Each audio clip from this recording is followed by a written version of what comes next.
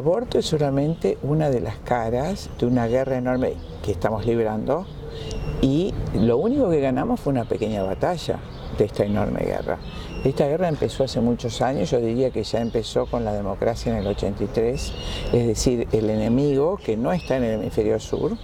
Nos hemos referido muchas veces con nombre y apellido, hablamos de los Rockefeller, los Morgan, la corona británica, no hablamos de seres anónimos o abstractos, hablamos de apellidos y de documentos, hablamos del informe Kissinger, de la Fundación Ford, de los documentos establecidos cada 2 años o cada año, del Fondo de Población para Naciones Unidas y su intento de globalizar el aborto a través de las conferencias internacionales de población y desarrollo. Con nombre y apellido puedo nombrar a todos los delegados. Hablamos de las conferencias internacionales de la mujer que se practican en Pekín cada 10 años y que en la conferencia del 95 se habló de imponer género en todos los países dominados. Hablamos de que hablan de los países en vías de desarrollo como fuentes de recursos que deben ser vaciados de población.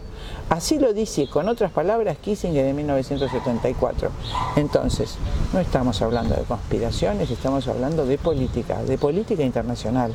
Y si nuestro pueblo amado argentino no entiende que estamos en guerra, y que es una guerra mucho más sutil y mucho más difícil, que hay 250 organizaciones que paga Rockefeller y Jorge Soros para que en este país se legalice género, que se legalice aborto, que se legalice la esterilización. Si no entendemos que estamos en guerra, no entendemos nada y vamos a perder nuestro territorio, nuestro país y nuestros hijos sin saber lo que pasó. Las motivaciones de todo esto son económicas, ¿cuántos son de ideológicas? O sea, la ideología está al servicio de lo económico, ¿eh? La ideología es un instrumento. Los dueños del dinero y los dueños del poder no tienen ideología, no les importa. De hecho, ellos no practican estas cosas en su gente, ¿no es cierto?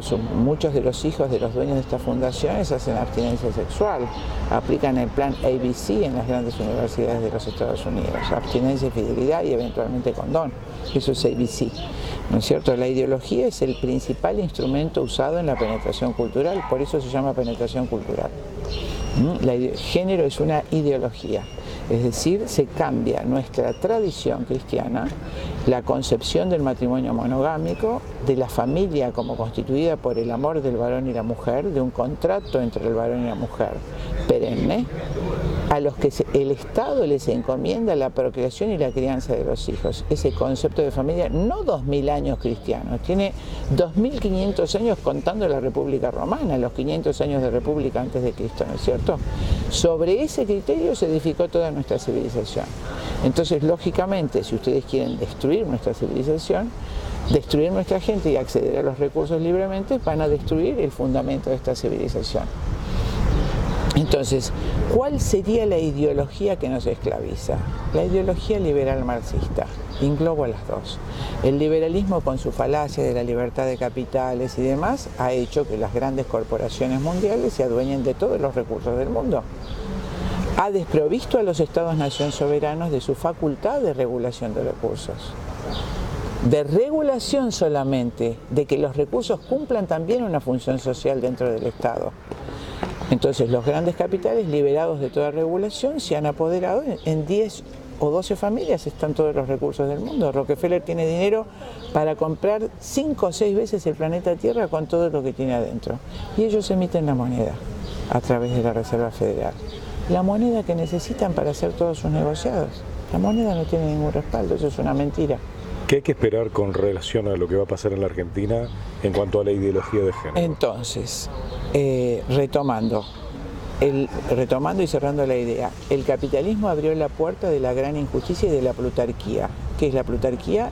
El gobierno de unos pocos que tienen el dinero y los recursos.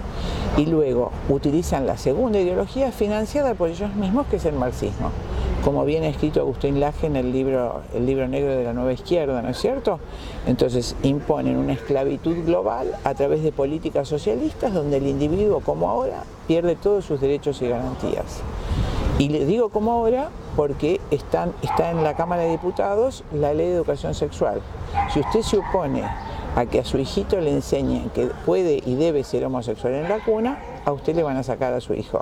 Eso significa concretamente el proyecto de educación sexual obligatoria, porque implica la abolición del artículo 5º y otro artículo más que defienden la implementación de esta política de género dentro del marco de las creencias de cada persona y de cada institución. Eso va a ser quitado, de manera que todos tendremos la obligación de educar en género.